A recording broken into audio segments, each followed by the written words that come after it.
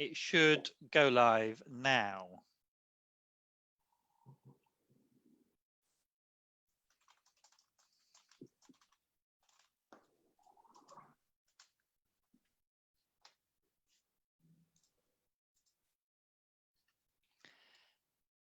Hello, everyone. I think this is now working, and you should be able to see us. I'm Lloyd Russell-Moyle, the Member of Parliament for Brighton, Kemp Town, and every week or so, we've had a bank holiday in between now, so we're slightly out of schedule. The idea is that we do a Zoom call and a Facebook Live chat on different issues that might be affecting people around the coronavirus. So today I am joined by two other people, Ruth, who is from Shelter, and Jill, who is our lead councillor in the city for housing and homelessness. Do you want to say hello, each of you? Hello, how are you? Fantastic. Hi there. As you speak, you should come up on the screen so that people can see you. So now everyone's had a see who we are on the call. I'm just going to go outline some of the things that our front bench team has been doing, and then you guys are going to each outline some of the respective bits that you guys have been working on quite a lot, and hopefully that will mean that that we can then have some questions afterwards. If people have any questions at any moment, what they can do is just click, just type in a comment on the Facebook Live, and we will then try and answer it. We won't answer everything, I'm afraid, but we will try and answer most things that we can. Look, so first of all, what have we been doing? Well, it might not have passed everyone's attention that we, of course, have got a new Shadow Cabinet team in the Labour Party, and our new Shadow Housing Minister is Thangram Debonair. She's the MP for Bristol, a city probably very similar to Brighton in many of the housing issues, and she has been concerned. And what we've done is we've compiled what we think are the key things that the government needs to take urgent action on. One of those things is students, and that's Thangram's point number 6. This was raised on the call last week. We have now written to the Minister asking for specific advice around students and how students can be supported during this period, because they maintain generally 2 properties, i.e. they have the family property they live in and they have a property at the university. And most of them have now left and gone back home.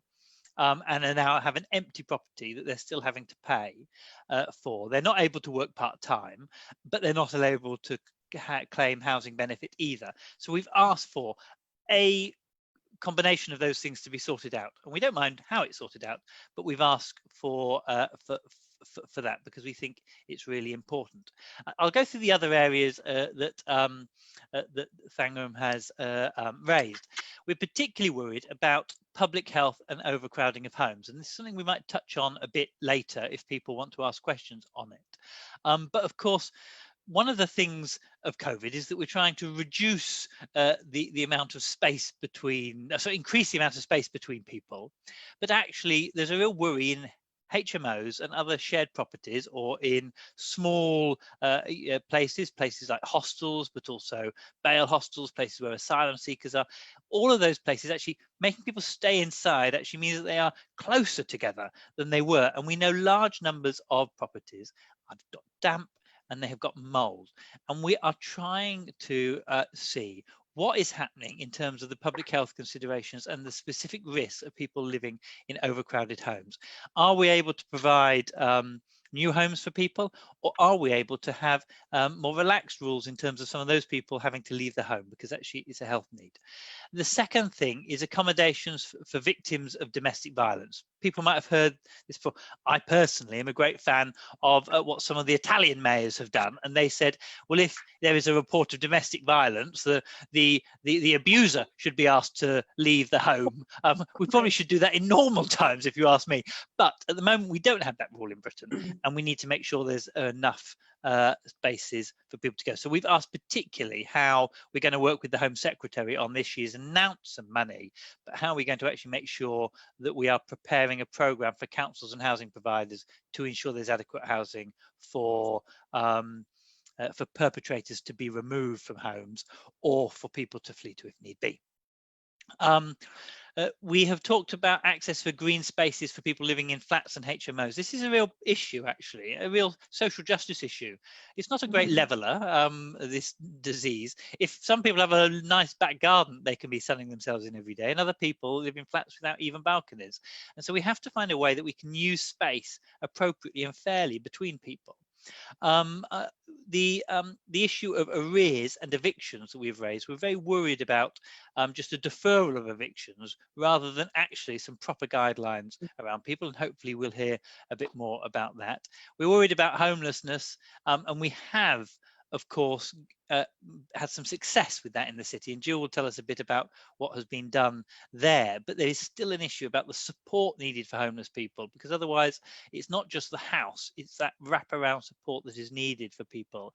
Then we've raised two other points, which is around guidance for moving homes. I had an elderly couple in the constituency that wanted to move homes. Well, everything was signed, wanted to put a pause on it. The other people in the chain refused to put a pause on it. These are people who have been told that they need to shield. So we need stronger guidelines on that, particularly because the government has said that people shouldn't move, but it's only by mutual agreement.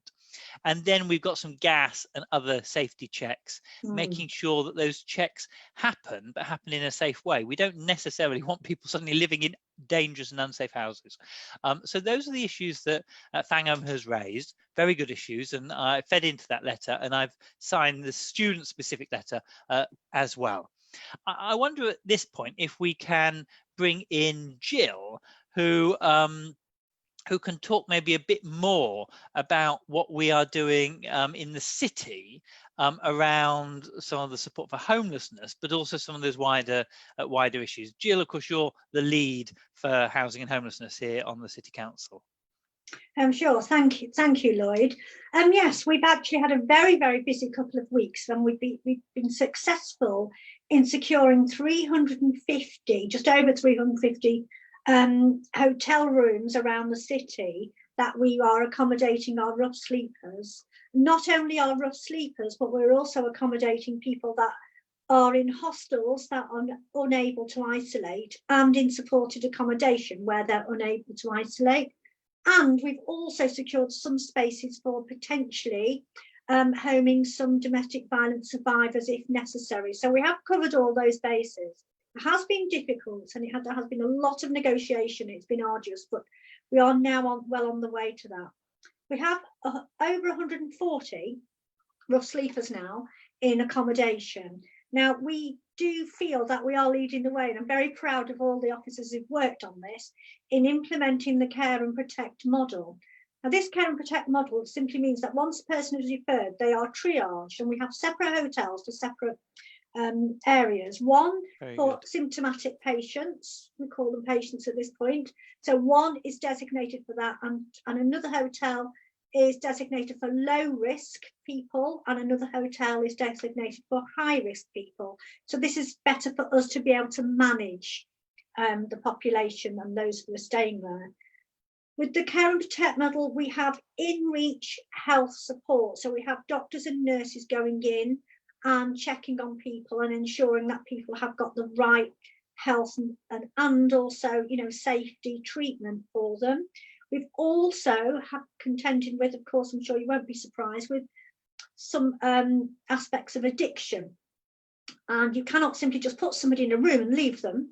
So we are dealing with those addictions as well. It may be that some are given some alcohol and some are given some medication to help them through that addiction. So there's this wraparound model that we are implementing here to try to help them while they are with us with their health aspects as well. We're also collecting through donations Kindles, and we're hoping to distribute Kindles to everybody, because obviously it's really lonely and boring to be sitting in a room without anything to do.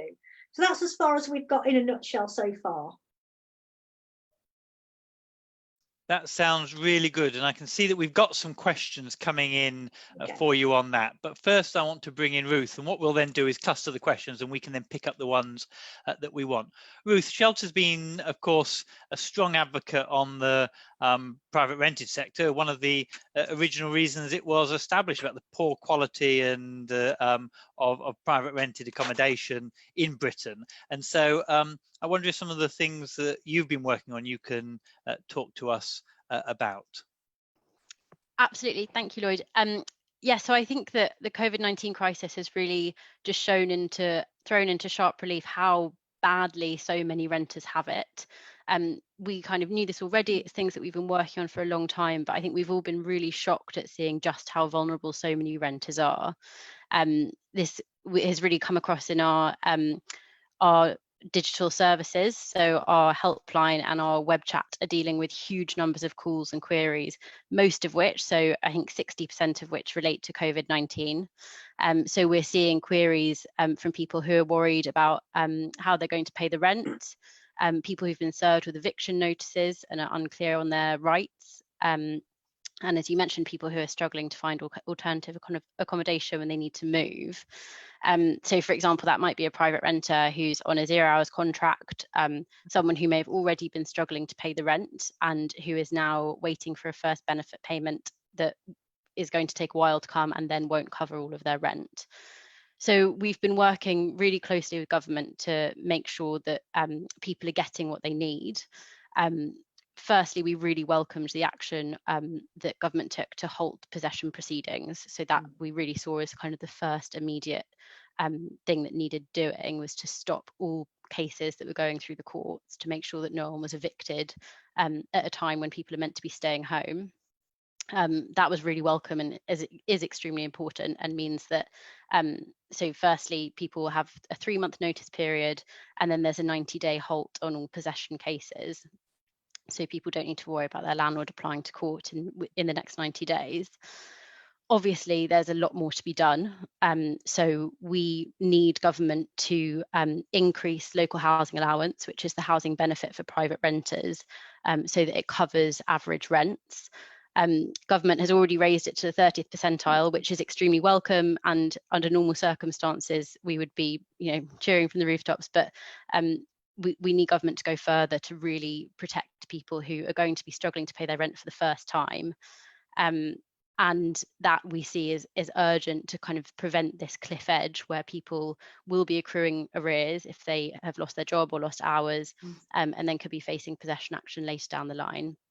So we kind of need government to turn their attention to what comes at the end of this 90-day period, and make sure that renters aren't going to be left with a massive debt and aren't going to be at risk of being kicked out, because the system now is kind of set against renters. If a private landlord is trying to evict with a Section 21 no fault notice, they can do so no problem. They don't need a reason, even if it's that someone's kind of lost their job and has accrued arrears because of that.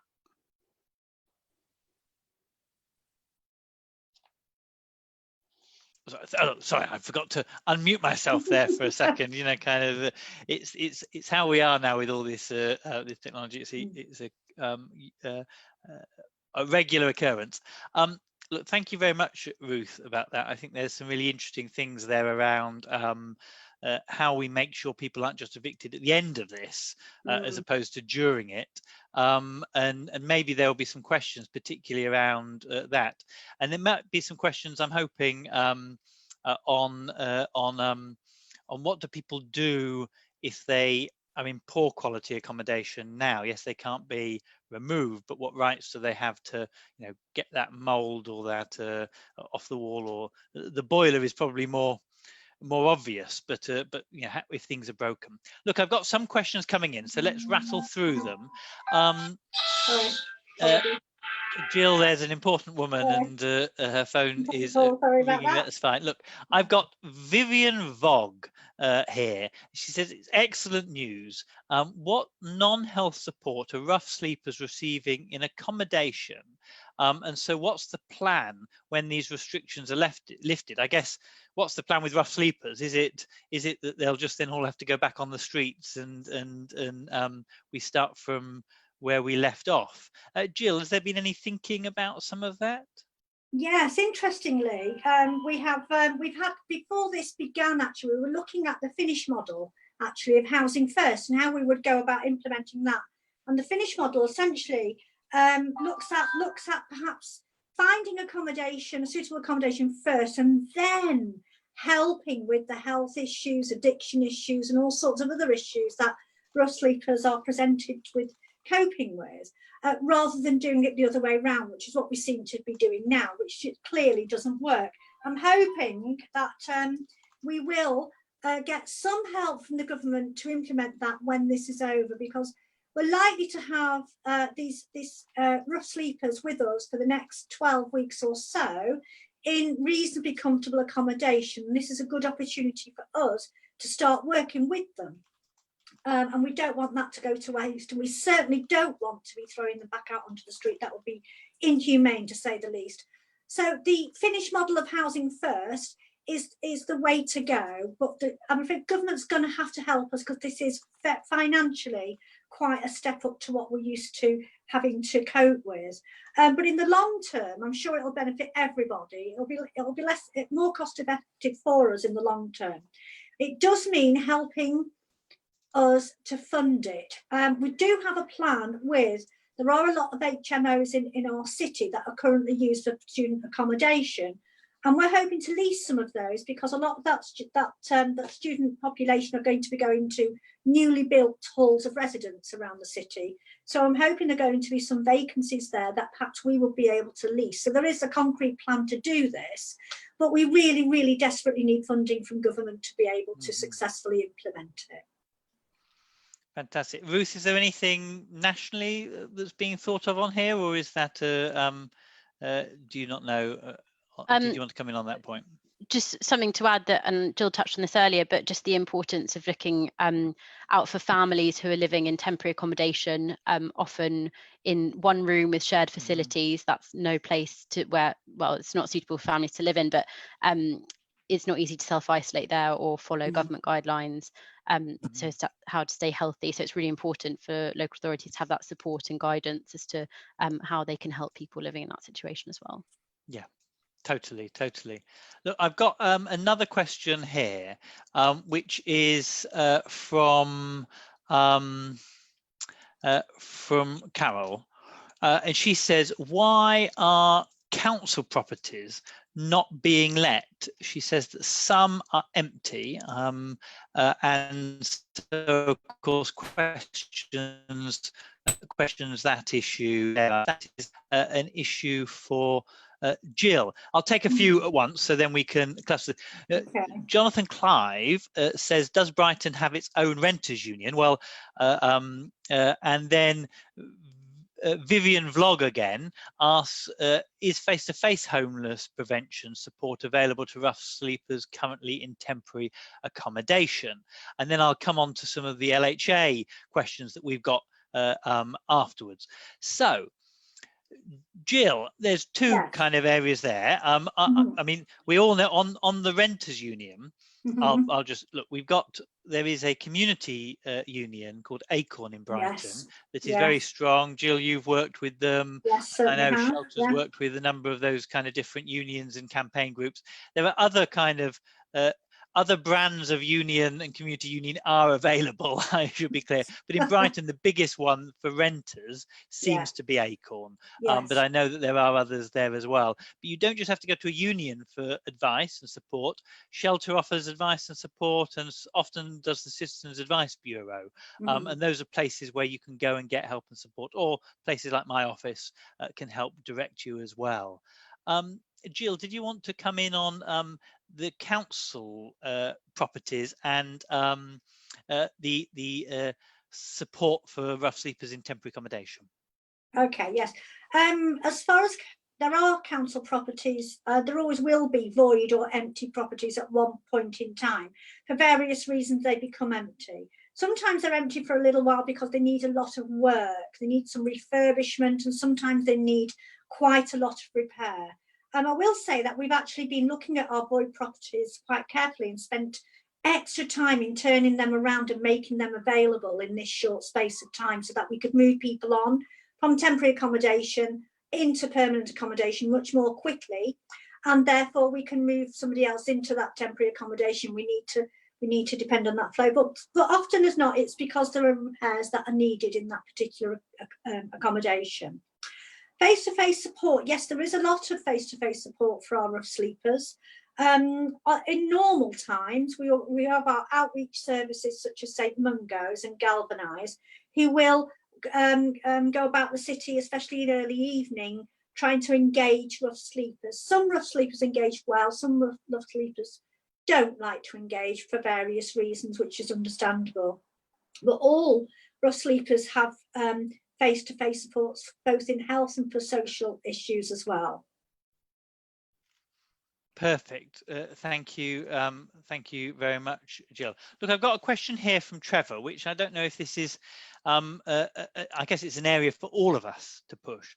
Trevor says, yes, please press for the raising of the local housing allowance about the government uplift beyond beyond just this 90-day period.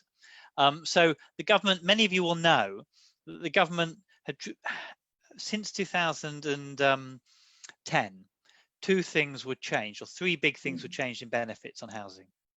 One thing was that a cap was introduced, and so that meant if you received a lot of other benefits and you were in a high cost area, it was capped even if your accommodation was more expensive and you were eligible for more money. That affects London, but a little bit of Brighton as well. The second thing that happened was that rather than looking at the 50th percentile of housing, so they would pay for the cheapest 50%, they would only now look at the 30th percentile of housing, i.e. pay for the cheapest 30%. And then the other thing that happened is that they froze them on that date and they never allowed them to increase, apart from some fixed increases that they announced, but never automatically with inflation. The government has agreed that it can now return back to the 30th percentile, but the other two changes haven't changed yet. Yeah.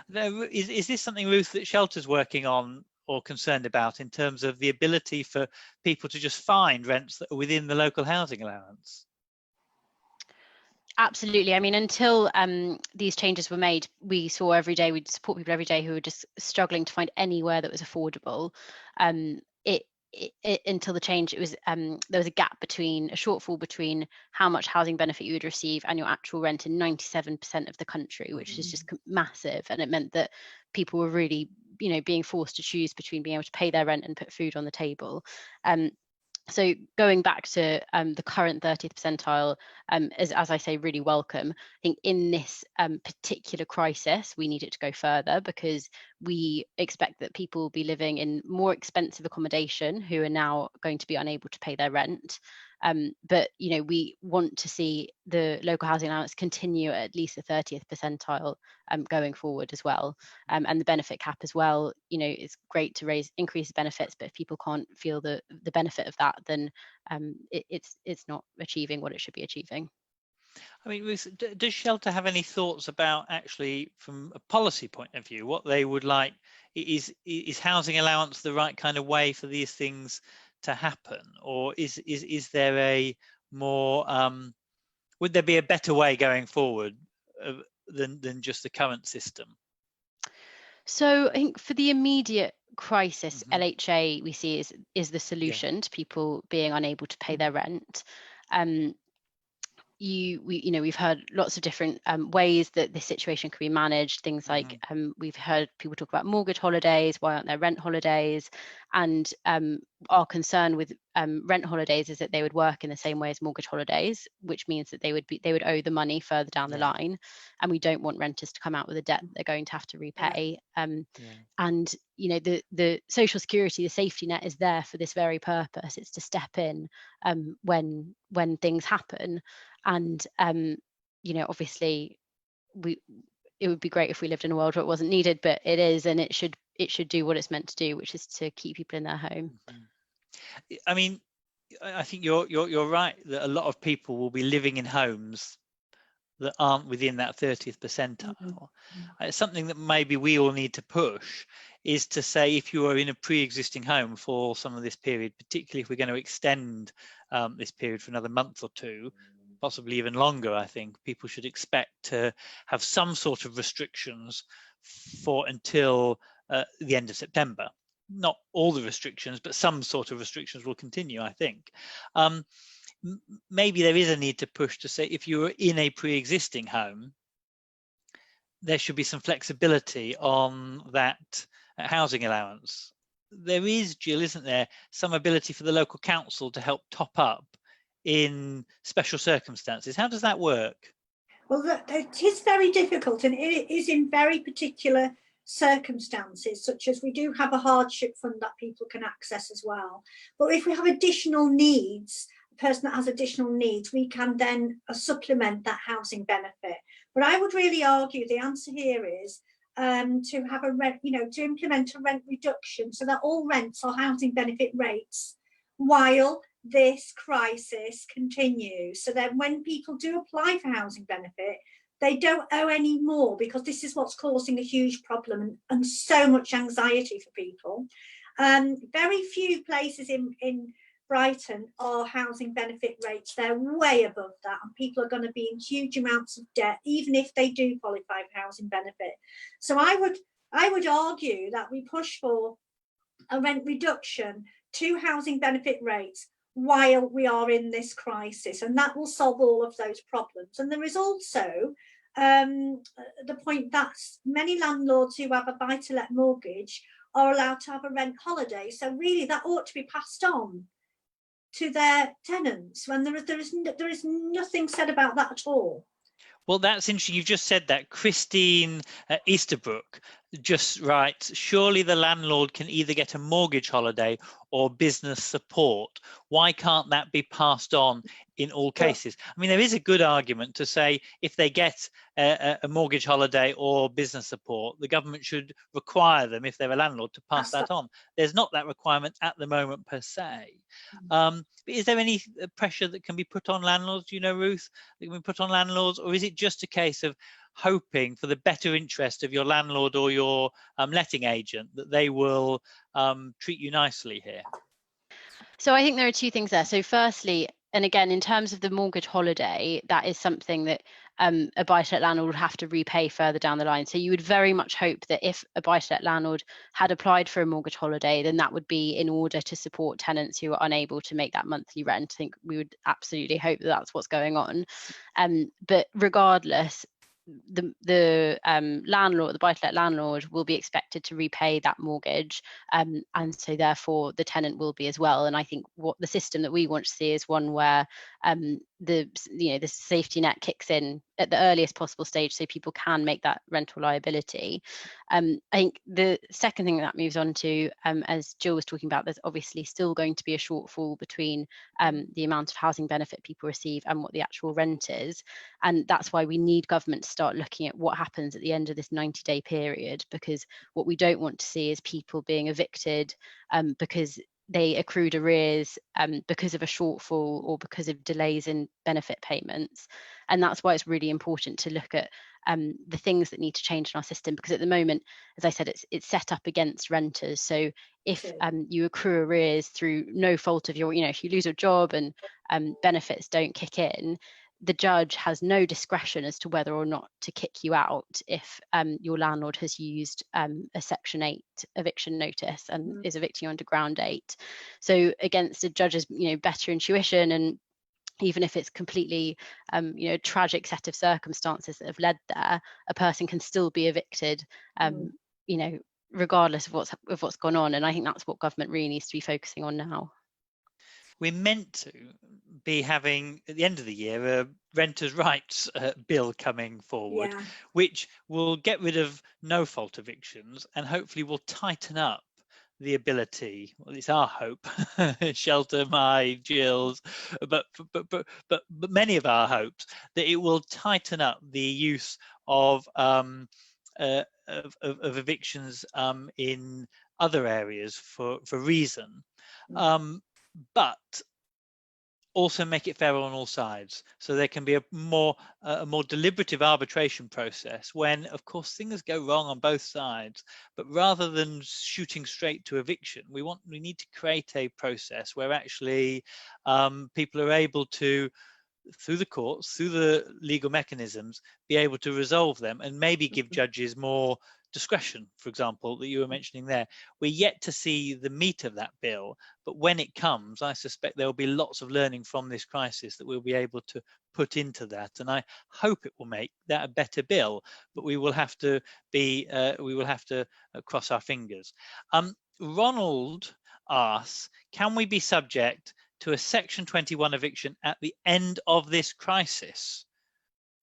I think the answer is yes, but Ruth, am I right about that? Jill, am I right? To my knowledge, yes. This doesn't relieve anybody. All it says here is that we extend the notice period of a suspension of possession claim. So it doesn't eradicate any possession claims. It just extends that notion period.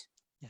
Ruth, is that your understanding with shelter? So what it means, Ronald, is that you can still be served with a Section 21 notice today, and you have been able to, any day. It's just that you will get 3 months notice rather than the requisite 2 months that is normal for a Section 21 notice. And then your landlord, if you don't leave at the end of the 3 months, then if the government has extended the 90-day suspension on possession proceedings, your landlord will not be able to apply to court to evict you then. Obviously, if the 90 days has run out and possession proceedings have returned to normal, then yes, you can be evicted under a Section 21. This is why we need to get rid of the Section 21s, but also transform the other ways, because there's no point in getting rid of Section 21 and then allowing landlords to find other bogus reasons that they want to chuck you out.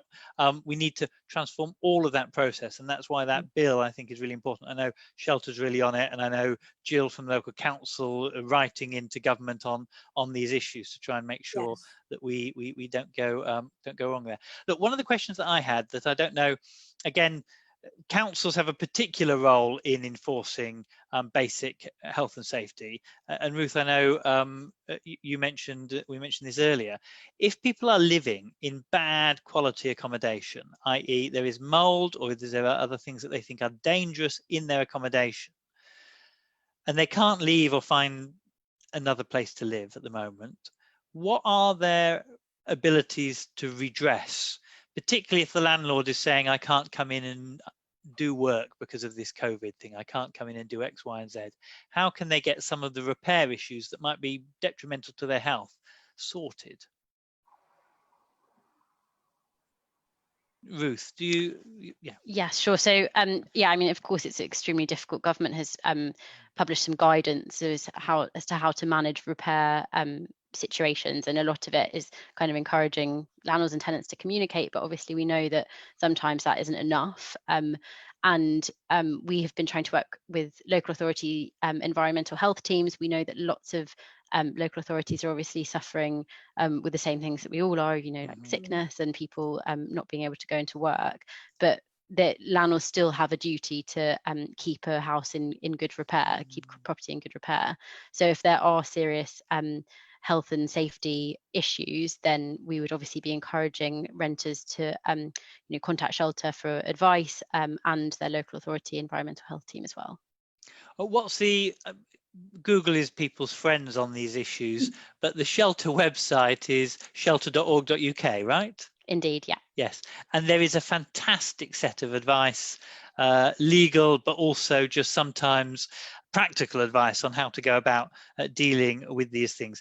Jill, the local authority has some ability to step in when housing is unsafe in terms of human habitation, although that has taken a long time to get through, but some of Karen Buck's work in Parliament has enabled councils to be given some extra powers there. Is Brighton and Hove using some of them during this time? We are, but during this time, we as a council are doing emergency repairs only to limit the amount of contact. But if something is dangerous to somebody's health, then there are enforcement powers that we can use to issue an enforcement order on a landlord, and we are still open for that if people want to contact us about it. Yes, so people must be, if there is a danger to your health, it needs to be a serious danger in most regards, but if there is, people should not suffer in silence. Get on the blower, check Shelter's advice line, call the council or check the council website first, probably, because the lines are all very busy at the moment. Do that, and there might be a way forward to make sure that you are living at least safely. And for example, we as a council are still carrying out gas safety checks because it's obligatory and it's dangerous if we don't. Some people are unhappy with that because they want to stay isolated, and they're unhappy with people coming into their home. So we have a system of training for any work people that are going to go into somebody's home, especially vulnerable, to be able to deal with that situation. So we can offer that training to any private repair service or gas safety check service to assist landlords. That's good. So the council is trying to be proactive to enable that safety training so that these things can go on, and hopefully other councils are doing that across the country. Look, our time is probably coming up. We usually try and do about 40 minutes on this. I don't know if there's anything that either of you feel that we haven't covered that we should discuss.